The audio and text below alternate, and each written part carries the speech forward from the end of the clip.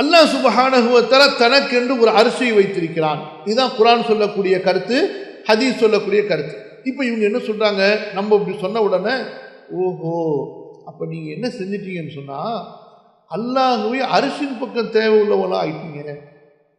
எப்படி ஒரு மன்னர் ஆட்சி செலுத்துவதற்கு அவருடைய அரியாசனத்துல கட்டில உட்கார்ந்து ஆட்சி செலுத்துவாரோ அந்த மாதிரி ஒரு கட்டிலின் பக்கம் தேவை உள்ளவங்களாக நீங்க அல்லாஹ் ஆக்கிட்டீங்க அப்படிங்கிறாங்க. புரியுதா? இது எதுக்கு அவங்க சொல்றாங்க? நம்முடைய இந்த கொள்கையை சொல்லக்கூடிய பாமர மக்களை திகைக்க வைப்பதற்காக, வாயடைக்க வைப்பதற்காக. இப்போ இதை கேட்டவுடனே உங்களுக்கு என்ன வரும்? ஆமாம் அப்படியா அப்படின்னு சொல்லிட்டு பொதுவா இல்மு இல்லாதவங்களுக்கு அந்த மாதிரி ஒரு சந்தேகம் வரும். இப்போ பாருங்க, அல்லாஹுவிற்கு அர்ஷ் உள்ளது என்று சொல்வது, அல்லாஹு தஆலா தனக்கென்று ஒரு அர்ஷை வைத்திருக்கிறான் என்று சொல்றது, இது நம்முடைய விருப்பத்தில் சொல்றோமா, அல்லாஹ் சொல்லியதை சொல்றோமா? நபிமார்கள் சொன்னதை நம்ம சொல்றோமா, அல்லது நம்முடைய விருப்பத்துக்கு ஏற்ப இந்த அரிசிங்கிறது அல்லாஹ்வின் பக்கம் கொண்டு போய் சேர்க்கிறோமா?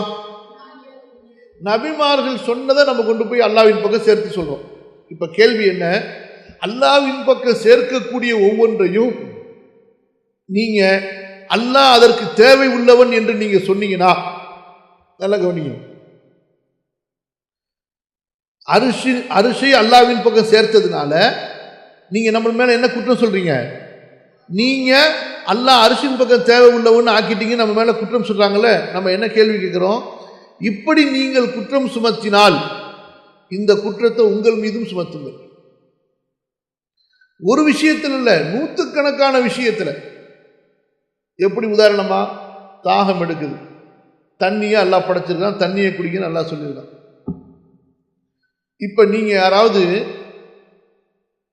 மனிதர்களுடைய தாகத்தை போக்குவதற்கு அல்லாஹு தஆலா தண்ணியின் பக்கம் தேவை உள்ளவன் அப்படின்னு சொல்லுவீங்களா?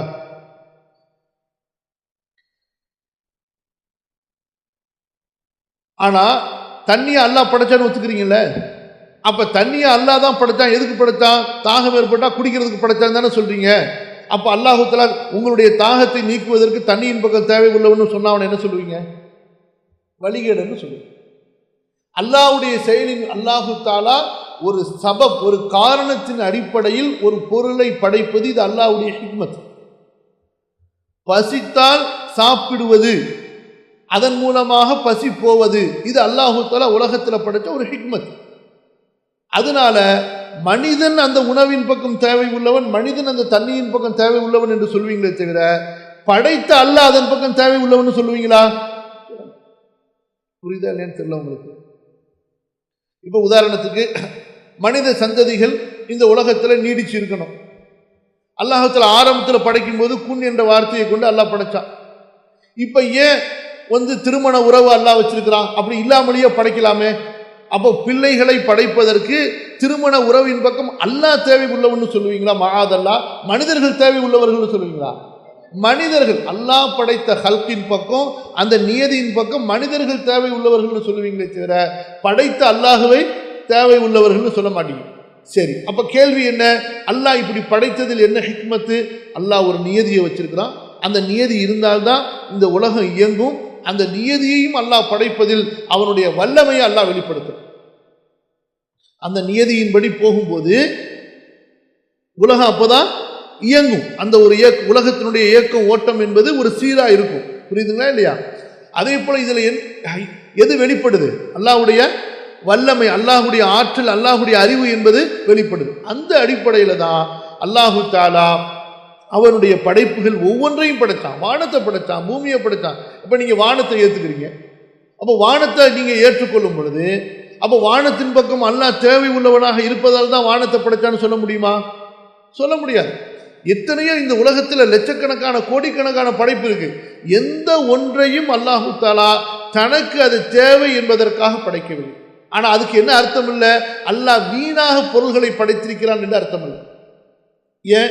அல்லாஹ் குர்ஆன்ல சொல்றான், சூரத்துல் அம்பியால 21:16 வசனம், 16-17. இப்படியும் சொல்லக்கூடாது. எப்படி? எதையும் ஒரு நோக்கம் இல்லாம, தத்துவம் இல்லாம அல்லாஹ் படைத்திருக்கிறான் என்றும் சொல்லலாமா? சொல்ல முடியாது. அது வீண் விளையாட்டான வீணான ஒரு செயலாயிடும். ஒரு செயலை செய்யும் பொழுது ஏன் செய்றீங்க என்ற ஒரு அறிவோடு தான் ஒரு புத்திசாலி செய்வான். அப்போ அல்லாஹு தஆலா அறிவாளர்களுக்கெல்லாம் மகா பெரிய அறிவாளன் இருக்கும் பொழுது அவன் ஒரு செயலை வீணா செய்வானா? கண்டிப்பா செய்ய மாட்டான். பாருங்க, அதே போல இன்னொரு வசனம் சூரத்து துகான்லையும் இதே வசனம் இருக்கு.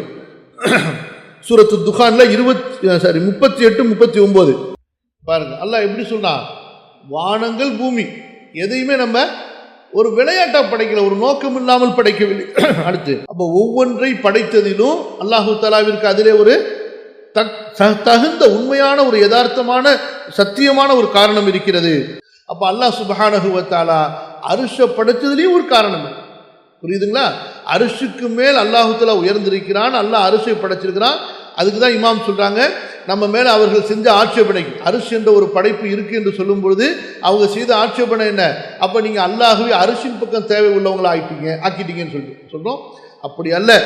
அல்லாஹு தஆலாவிற்கு அரிசி இருக்கு என்பது இது அல்லாஹ் கூறிய கூற்று.